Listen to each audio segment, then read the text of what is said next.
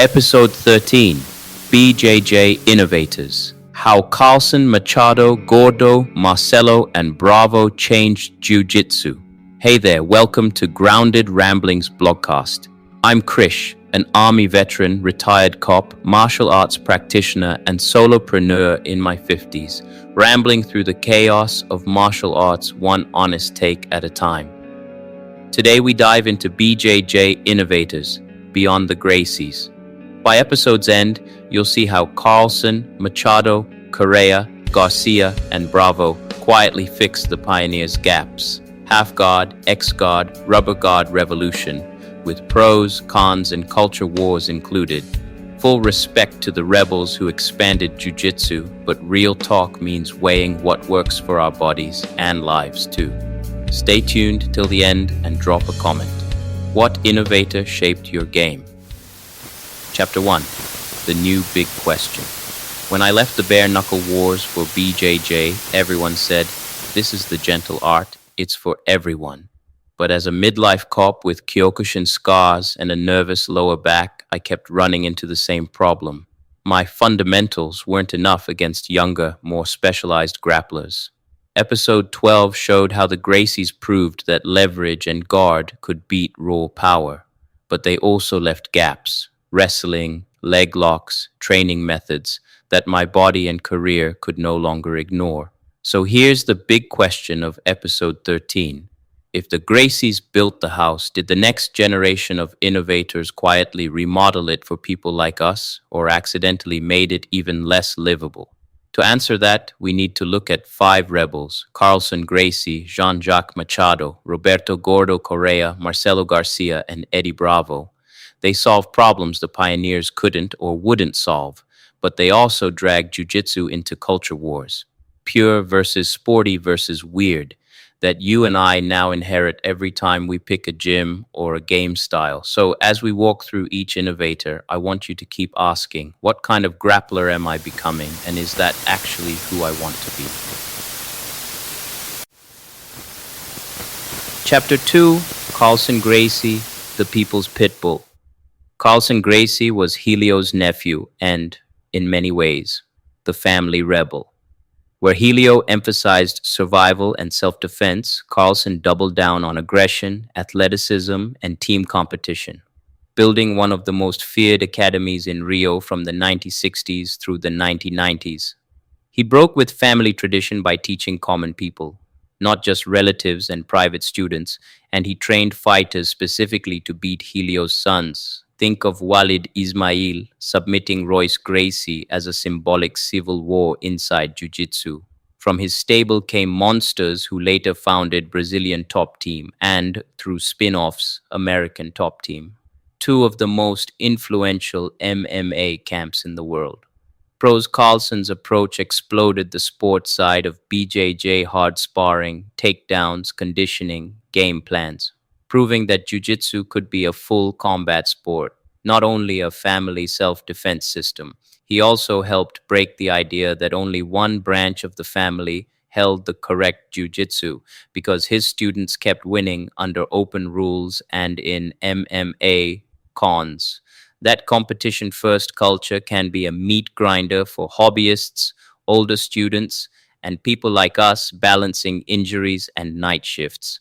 The political fallouts, money disputes, team splits, bruised egos also show how a pure performance focus can fracture communities, not just opponents. Carlson forces us to ask, do I want my training to feel like an elite fight camp, or do I need something that honors my body and life outside the mat?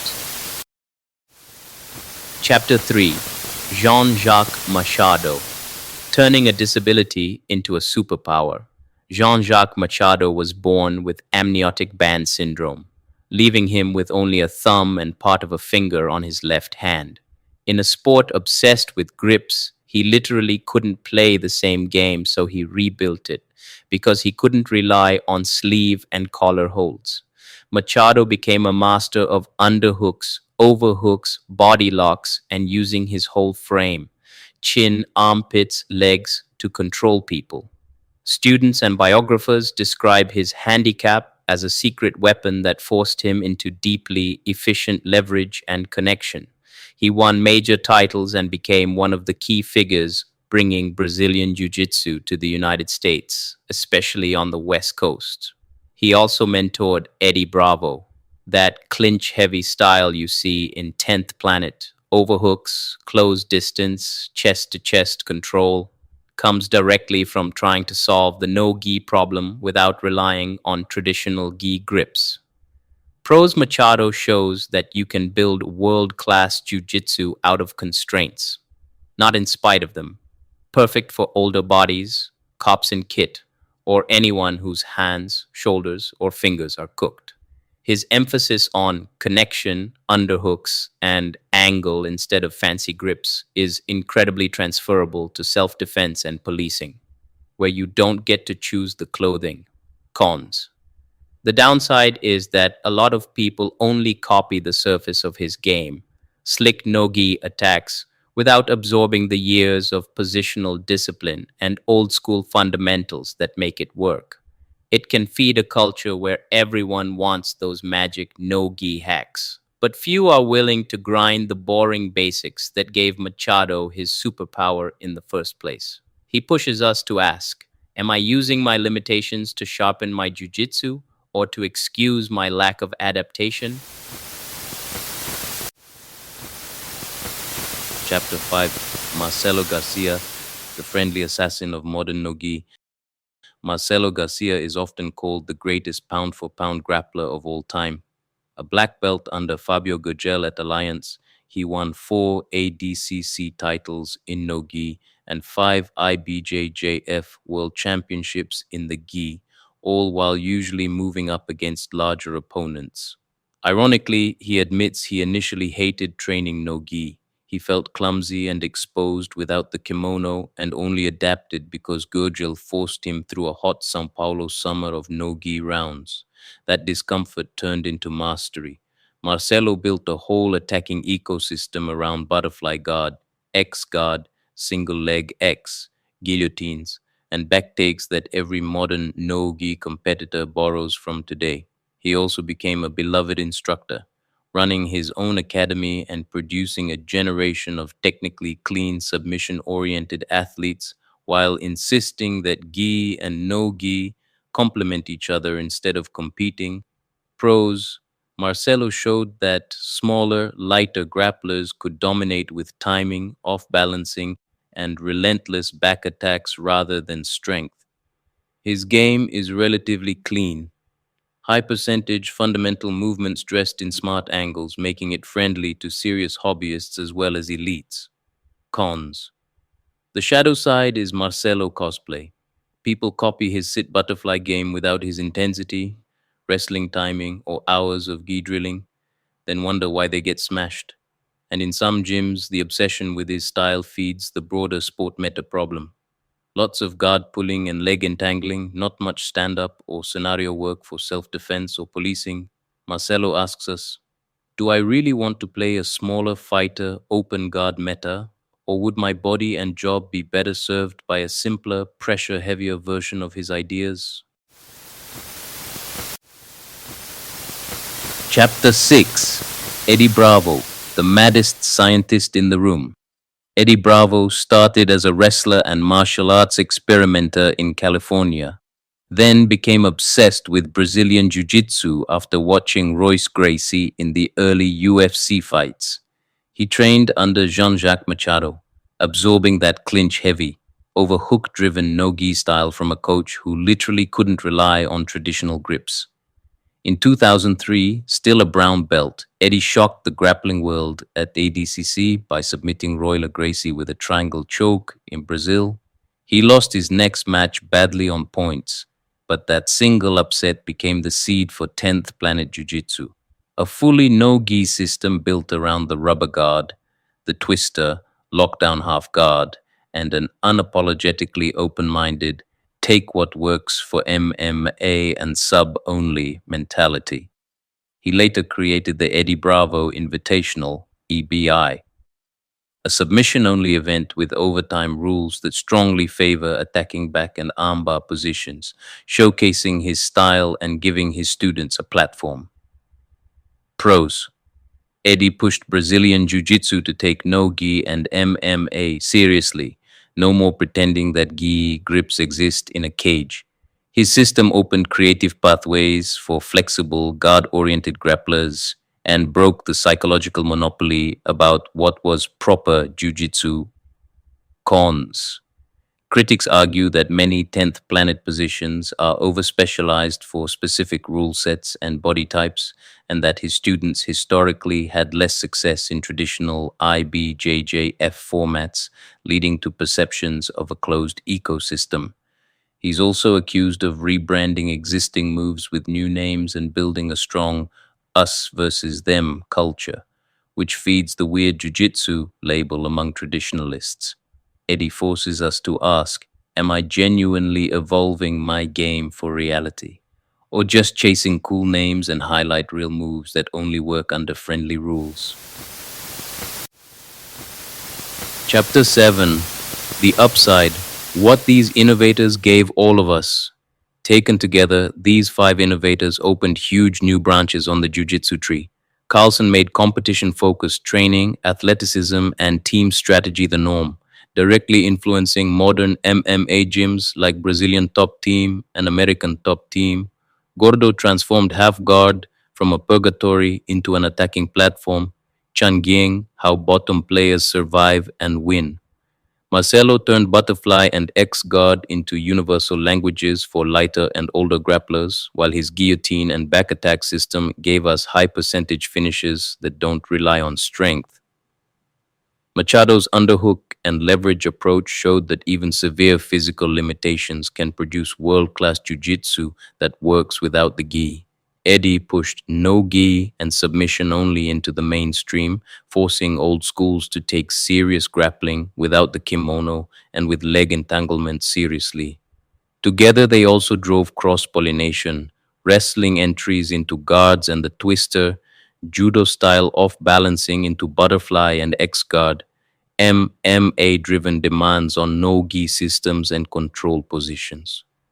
They broke the illusion that one family, one academy, or one rule set owned the definition of real jujitsu for people like you and me, older, working, managing injuries.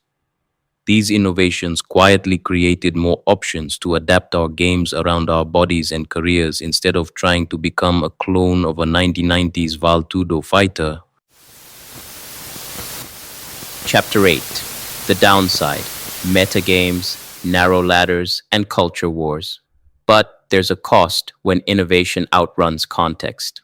Many of these systems shine brightest under specific rules. Half guard deep dives for IBJJF points, rubber guard for no gi or MMA with minimal stand ups, double guard and berimbolo style attacks for sport only.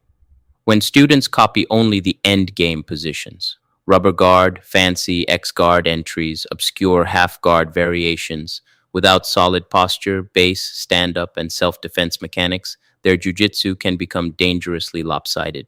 You see hobbyists who can invert into single leg X but freeze when someone body locks them against a wall, or officers who know advanced chokes but can't safely pin a wrist to control a resisting suspect.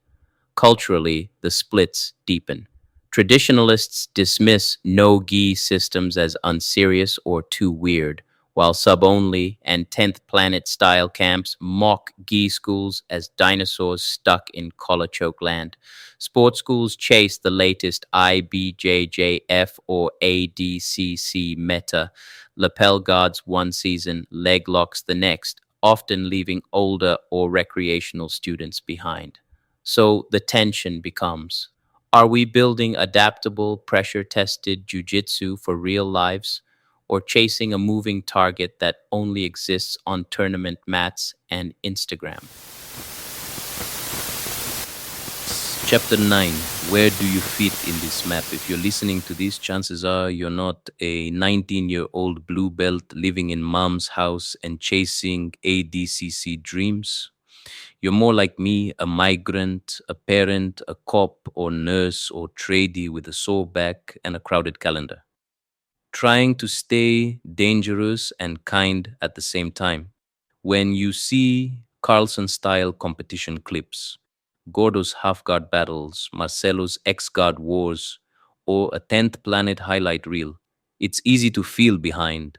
Like real Jiu Jitsu is always one meta shift away from what you actually do on your Tuesday night class.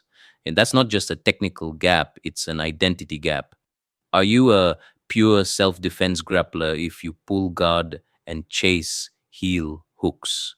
Are you a serious jujitsu student if you skip competitions because night shifts and kids' sport wreck your recovery? Do you belong in a gi school if you secretly love rubber guard memes? The innovators made jujitsu richer, but they also made the menu overwhelming. So, before my take, ask yourself, what do you actually want jujitsu to do for your life? And which pieces of these systems serve that instead of your ego?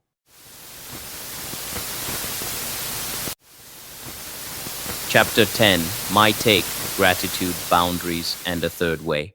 Here's where I land as a former bare knuckle guy, army vet, and retired cop who transitioned to Brazilian Jiu Jitsu. I'm grateful to these innovators. Carlson for insisting on honest competition. Gordo for proving you can turn injury into offense. Marcelo for showing small guys can rule. Machado for turning limitation into superpower. And Eddie for forcing jiu-jitsu to confront no-gi and MMA reality. But I don't worship any of them. My body, my badge years, and my own martial arts philosophy don't care about culture wars, pure versus sporty versus weird.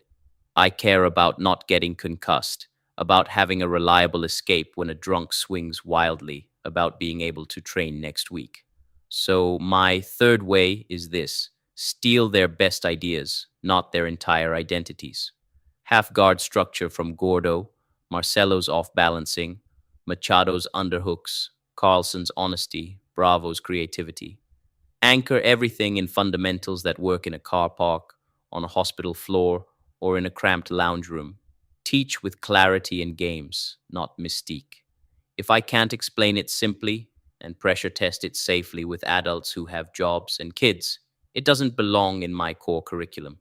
In other words, I respect the innovators who broke the monopoly on correct jujitsu, but my job now is to build a version that protects my body, mind, and identity, not just my highlight reels. Thanks for reading Grounded Ramblings of a Veteran Grappler. Subscribe for free to receive new posts and support my work.